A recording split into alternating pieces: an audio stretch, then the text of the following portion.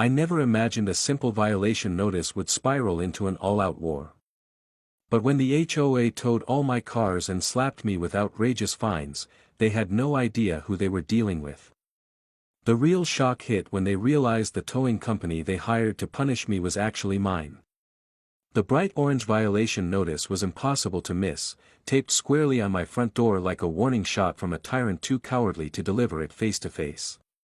It screamed, excessive vehicles violation. Immediate action required. Fine $500. My eyebrows knit in frustration as I read the letter, the bureaucratic threats in the fine print only adding fuel to the fire. The HOA, in all its self-righteous glory, had decided my driveway was suddenly a problem. 3 cars, my wife's Audi Q5, my Porsche 911, and my daughter's Honda Civic, were all parked neatly in our own driveway. No overgrown grass, no oil stains, no junkers cluttering the space. Just 3 well-maintained, legally registered vehicles parked where I'd paid to park them.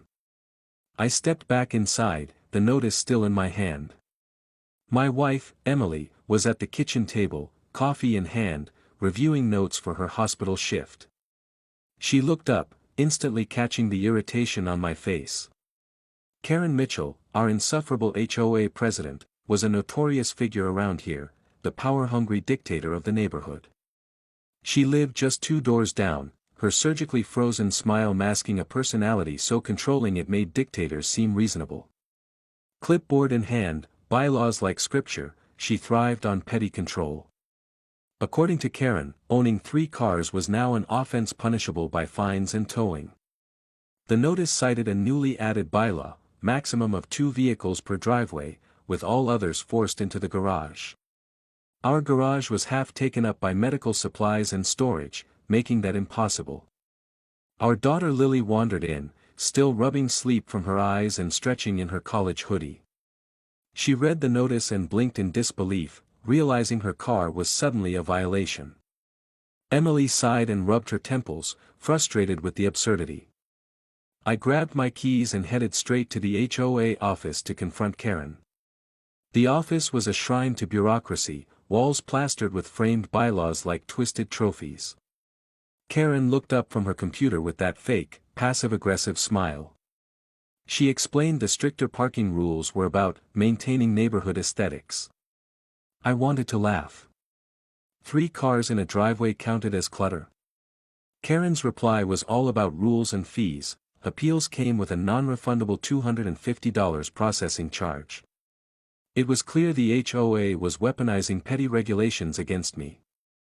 I wasn't about to pay a fine for something that wasn't an issue until Karen decided it was. She warned me the fine would double in 7 days and that unpaid fines could lead to towing at my expense. The thought of losing my cars over this ridiculous power trip made my blood boil. I left the office, my mind racing. Karen was watching me from her window, eyes narrowing with satisfaction. I parked my cars right back in the driveway and stood there, arms crossed, knowing this was far from over. The next morning, I woke to find the driveway empty, my wife's Audi, my Porsche, and my daughter's Honda were gone. Karen had actually followed through. That moment of realization, her petty authority had escalated to outright theft, hit hard. Before I could let my anger fully surface, my phone rang. It was Eric, one of my dispatchers from the towing company I owned. The game had just taken an unexpected twist. Eric's voice crackled through the phone, casually dropping the bombshell. The HOA had called his towing company to haul off my black Porsche, Audi, and silver Honda Civic, and they'd already paid up front. I nearly dropped my phone, stunned. The HOA had unknowingly used my own business to tow my cars to my own lot. A deep chuckle escaped me as I rubbed my temple, imagining the absurdity. Eric admitted it felt strange but shrugged. Money was money. I told him to hold the cars and that I'd swing by later. Karen thought she had won. She thought she'd caught me off guard. But instead, she handed me a loaded gun, begging me to pull the trigger. I kept calm the rest of the day, acting like nothing was wrong. No calls, no emails, no rage. I wanted her to savor that tiny victory before I flipped the entire game on its head. That evening, I drove to the impound lot where my 3 cars sat, untouched behind the fence. The irony was delicious. I grabbed the paperwork and, in under 5 minutes, had every single vehicle released, free of charge. But I wasn't finished.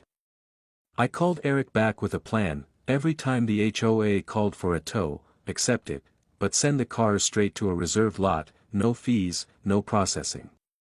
They'd keep towing them, and we'd keep cycling them back out. They'd think I was some kind of Houdini. Eric laughed, already excited for the chaos. The next morning, I parked all 3 cars in the driveway, coffee in hand, making a show of washing my Porsche. Across the street, Karen stood gripping her clipboard so hard her knuckles whitened. She wanted to confront me but held back. I smiled, waved, and she stormed inside.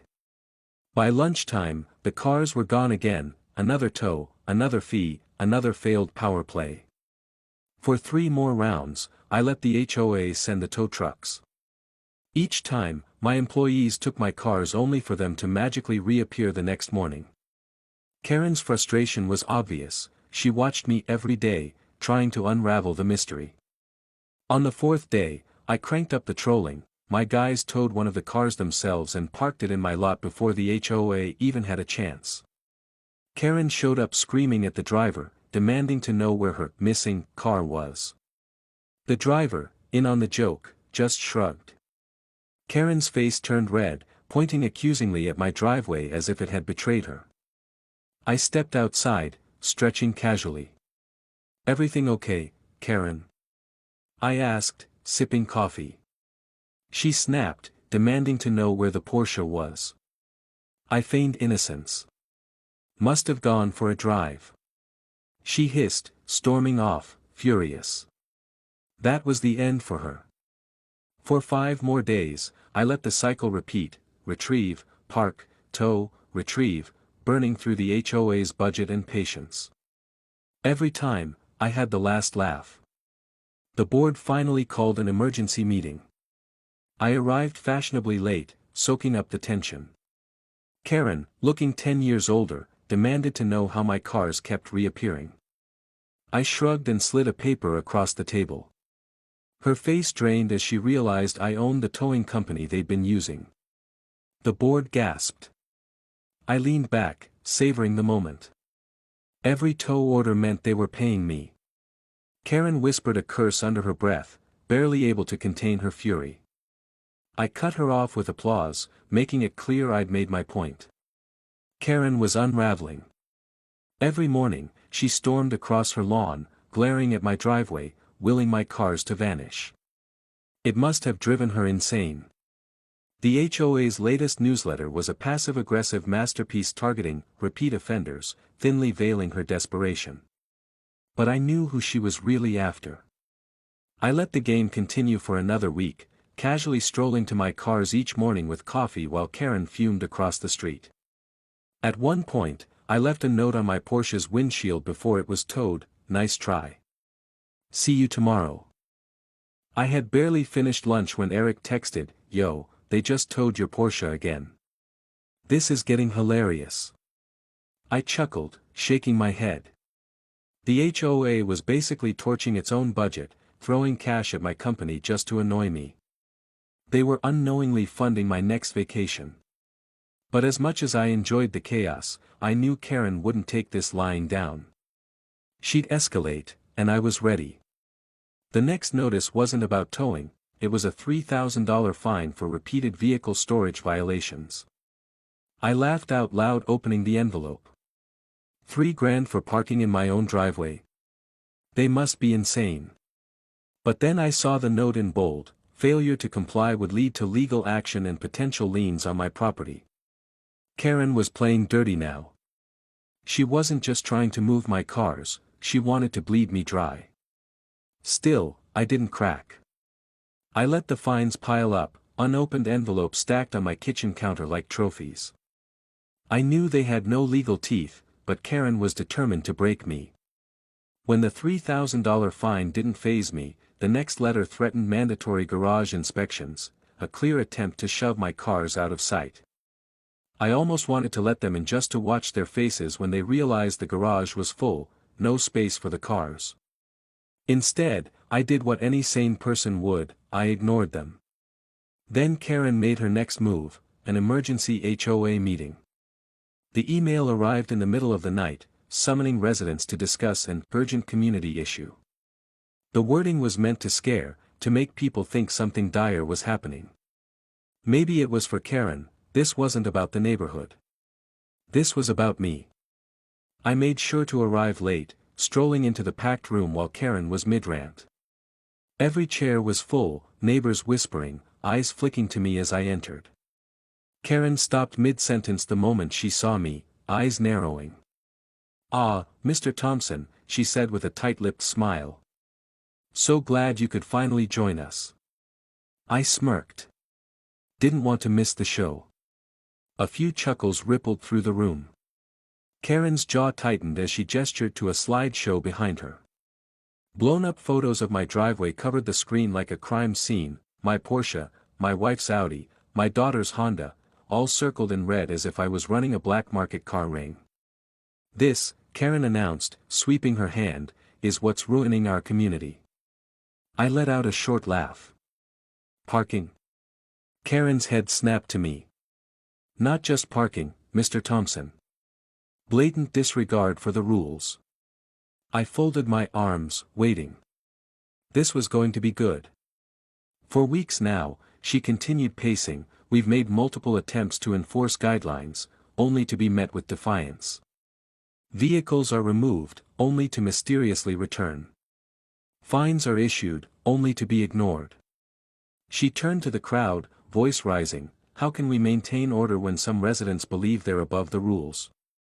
A few nodded, murmurs of agreement, but mostly uncomfortable shifting. Sensing weakness, Karen pounced. She slapped a new proposal onto the table. "That's why I propose an immediate bylaw amendment allowing the HOA to enforce vehicle removals without owner consent, with all towing fees paid by the violator." I raised an eyebrow. "Without due process?" Karen didn't flinch. "We already have due process."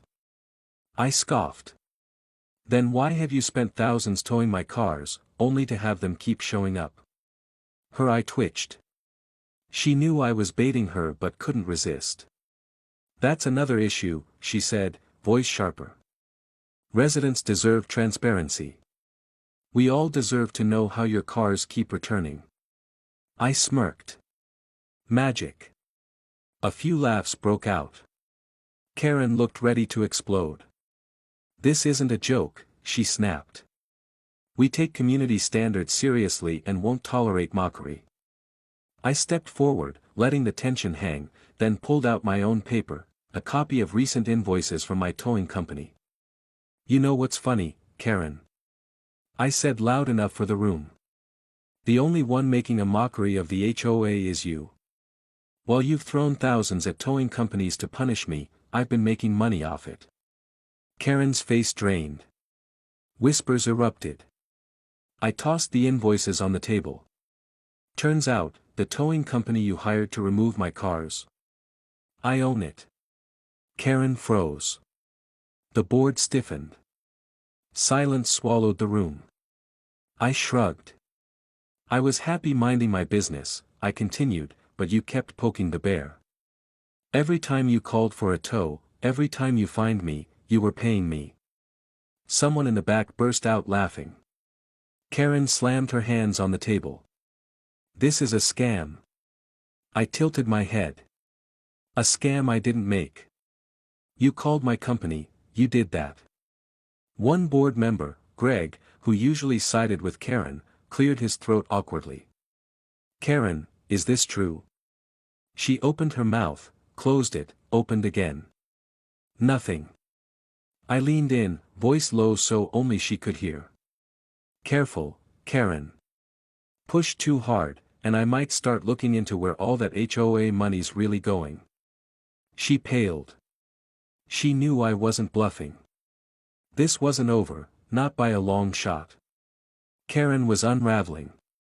The moment I exposed the HOA using my towing company to enforce these ridiculous fines, I saw her grip on the neighborhood crack.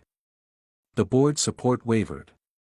Worst of all for her, I wasn't done yet. I expected retaliation, but didn't think she'd be dumb enough to go further. Morning came like any other. I grabbed coffee and stepped outside to admire my perfectly legal cars parked exactly where they belonged. The Porsche gleamed in the sun, my wife's Audi untouched, my daughter's Honda just as last night. This had to drive Karen mad. Weeks of towing battles had left her with no legal moves. So she did what desperate, power-hungry people do when they lose control: she broke the law. I didn't notice at first. I got in the Porsche, turned the key, about to back out, then saw it. A long jagged scratch ran across the driver's side door, all the way to the back. Not an accident, not a mistake. Intentional. My grip on the wheel tightened. I stepped out to inspect it. That's when I noticed the shattered glass. My passenger window was smashed in. Footprints on the seat. Someone had been inside my car. My stomach burned with rage, but I wasn't stupid. Instead of reacting, I turned and walked straight back inside. I didn't call the HOA. I didn't storm over to Karen's door demanding answers. I already knew who did it, but more importantly, I already had proof.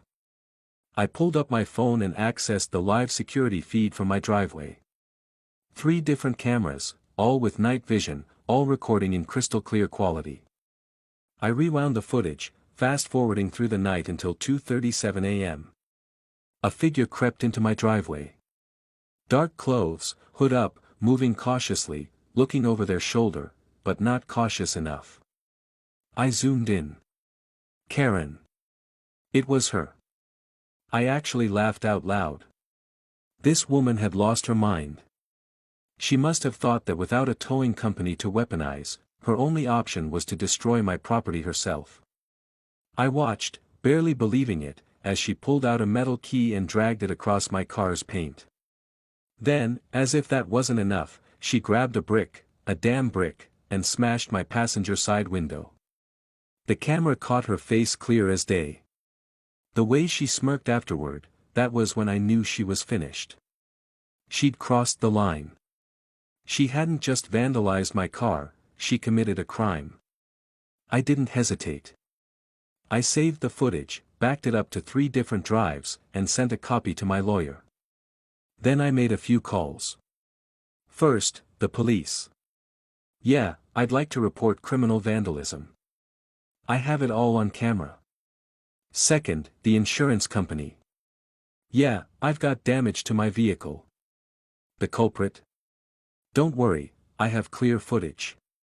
And third, the local news.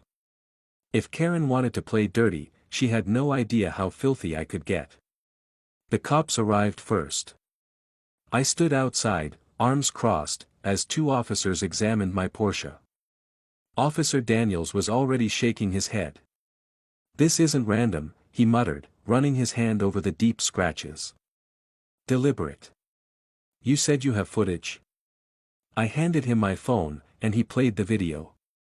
His eyebrows shot up. Wait, is this, he squinted, Karen Mitchell, HOA president? Right, I grinned. The younger officer, Rodriguez, let out a low whistle. She actually used a brick, and didn't even wear a mask. Damn, that's sloppy. Daniels nodded. Open and shut. We'll file the report. You want to press charges, right? I grinned wider. Absolutely. Karen had spent weeks trying to ruin my life, but this was different. No legal way left to get rid of my cars, so she resorted to crime. Now, she'd pay. The next part of my plan was even better. It wasn't just the cops I called, it was the local news station too. When the reporters showed up that afternoon, camera crew in tow, the entire neighborhood came out. I gave them everything: damage to my car, filmed from every angle, the HOA's history of harassment, explained in full, security footage of Karen vandalizing my property, broadcast for all to see. By the time Karen realized what was happening, it was too late. She stomped across the street, red-faced and furious, just as the reporter turned to interview me. "You're exaggerating this whole situation," she snapped. The reporter didn't blink. "Ma'am, are you denying this is you on the footage?" Karen's mouth opened, closed, opened again. She was trapped. Deny it, and she lied on live TV. Admit it, and she confessed to a crime. I crossed my arms, barely containing my amusement. "So, Karen," I said loud enough for everyone, "what's the HOA's stance on criminal activity?" The neighborhood went dead silent. Then someone laughed. It was Mrs. Jenkins, an elderly woman fined by Karen last summer for having the wrong shade of flower pots. Well, she said, "looks like Karen's the real community problem, doesn't it?" More neighbors murmured in agreement. Karen looked around, realizing she was losing. Board members who once blindly supported her suddenly avoided eye contact. Neighbors who once feared her fines now watched her like the criminal she was, because she was. The police stepped forward. "Mrs. Mitchell, we're going to need you to come with us." Karen whipped around. "What? This is ridiculous. I was just..." She stopped herself. No excuse, no way out. I watched as they placed her in cuffs, right there in the street. Cameras caught everything. The mighty Karen Mitchell, queen of the HOA, hauled into the back of a police car while the entire neighborhood watched. I stood there, arms crossed, smirking. This wasn't just revenge. This was justice. And it was only the beginning. Karen's arrest wasn't the end of the war, it was the beginning of the end. She thought she could terrorize the neighborhood unchecked, weaponizing fines and rules against anyone who dared defy her. But now, handcuffed in the back of a squad car, her reputation ruined, her kingdom crumbling. Still, I knew the HOA wouldn't just roll over. There were more snakes in that den. They'd scramble to save themselves, distance from Karen, pretend to be innocent bystanders. I wasn't going to let that happen. Karen had been the face of the HOA's tyranny, but she hadn't acted alone. Other board members had signed off on her decisions, enabled her power trip. They were complicit in every ridiculous fine, shady rule change, and underhanded scheme. And if Karen was willing to commit crimes, what else had the HOA been hiding? I planned to find out. I started by doing what Karen never expected, I followed the money. An HOA legally functions like a business. Every dollar in fees, fines, and penalties must be accounted for. Every transaction, vendor contract, and community improvement leaves a paper trail. Since Karen was gone, the HOA was vulnerable, no leader to cover tracks. I requested an audit. At first, the HOA stonewalled. Told me I had no right to their financials, that records were confidential, only the board could review them. They were wrong. By state law, as a dues-paying member, I had the right to inspect financial records anytime. If refused, I could take legal action. So I did. I filed a lawsuit, not just against Karen, but the entire HOA board. Claims, financial mismanagement, fraud, and illegal use of HOA funds. Lawsuits take time, but subpoenas move faster. Within a week, the HOA had to hand over their books. The moment I started digging through the numbers, I knew why they'd fought so hard to hide them. This wasn't just mismanagement. It was embezzlement. Tens of thousands of dollars had been diverted to mystery expenses, community maintenance fees never used for actual maintenance, vendor contracts that didn't exist, fake invoices, inflated charges, and worst of all, direct payments to Karen's personal bank account. Karen wasn't just a dictator, she was a thief. I took everything, every suspicious transaction, every missing dollar, every damning piece of evidence, and compiled a full report. Then I leaked it. I sent copies to every homeowner in the neighborhood. Copies to the local news. Copies to the state's HOA regulatory board. And then I called an emergency HOA meeting. By the time I arrived at the community center, the entire neighborhood was there. The room was packed, buzzing with outrage and whispered conversations. People had read the report. They knew what was coming. The remaining HOA board members sat at the front, looking like a firing squad waiting for their turn. None had spoken publicly since Karen's arrest. They had tried, and failed, to regain control. I walked up to the microphone, holding the stack of financial documents. "This," I said, my voice carrying across the hushed room, "is how the HOA has been stealing from us." A murmur rippled through the crowd. Over the last 3 years, this board has embezzled more than $80,000 from the community. Money that was supposed to maintain the neighborhood, improve property values, and fund actual projects. I flipped through the pages, reading key transactions. Here's a $12,000 charge for security services that doesn't exist. Here's $5,000 spent on community outreach, which shockingly went straight to Karen's personal account. And here's $19,000 in unexplained maintenance fees that never paid for a single repair. Whispers turned into full-blown shouting. "I'm not even finished." "Here's the best part," I said, holding up the final document. "You know all those fines you've been paying? The ones for violations Karen and her board made up. Guess what, they were never deposited into the HOA account. They were redirected into Karen's bank." Gasps. Shouts. "She robbed us," someone yelled.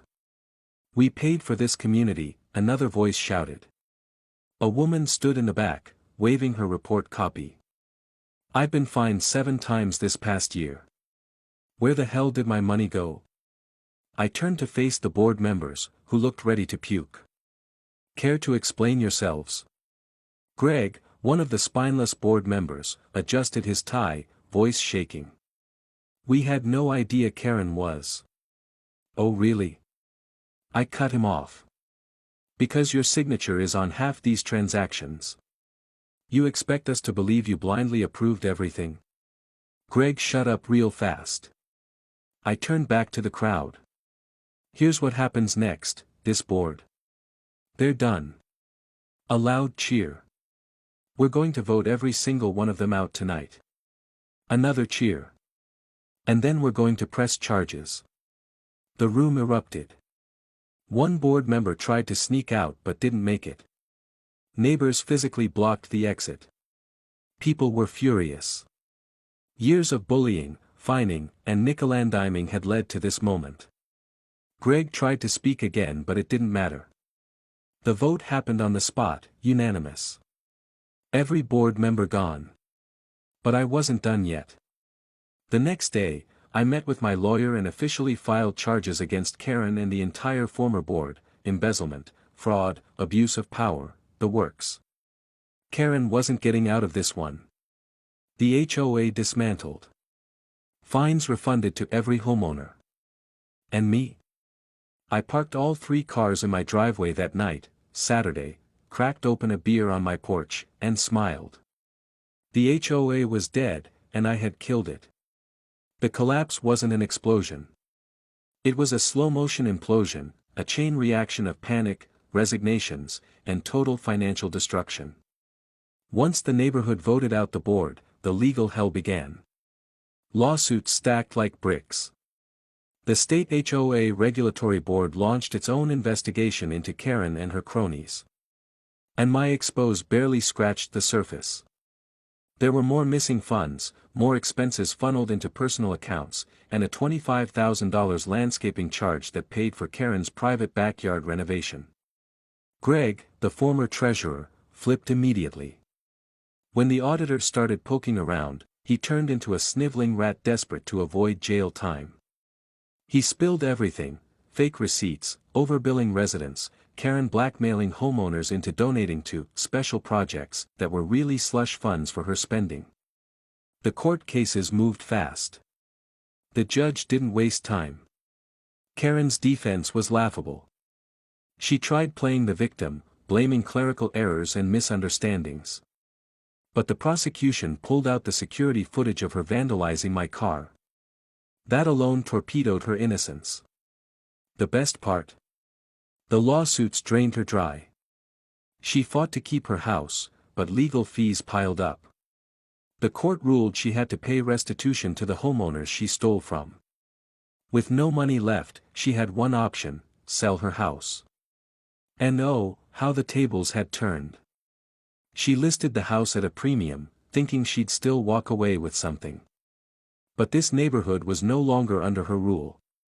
Without her iron grip, property values dropped. Turns out, running a place like a dictatorship doesn't attract buyers. I made sure she never got what she wanted. When potential buyers came by, I made it my mission to be outside, washing my 3 cars, chatting with neighbors, making sure everyone knew exactly what kind of HOA used to run this place. Yeah, Karen ran this neighborhood into the ground, I'd say, casually shaking my head. Took thousands from homeowners, got herself arrested. Place is finally bouncing back now that she's leaving. I watched the interested buyers vanish, one by one. The price dropped and dropped until she had no choice but to sell for way less than it was worth. Karen packed up in the dead of night. No goodbye, no farewell, just a U-Haul pulling out, loaded with the remnants of her miserable reign. I stood on my porch, beer in hand, watching her drive away for the last time. And for the first time since this whole war started, I finally had peace. The HOA dead. The board members facing financial ruin. Karen gone. And my driveway. Completely, beautifully, legally filled with my 3 cars. No more fines. No more notices. No more threats. I parked my Porsche front and center, just for the hell of it, threw my feet up on the porch railing, and enjoyed the view. Because the war was over. And I had won.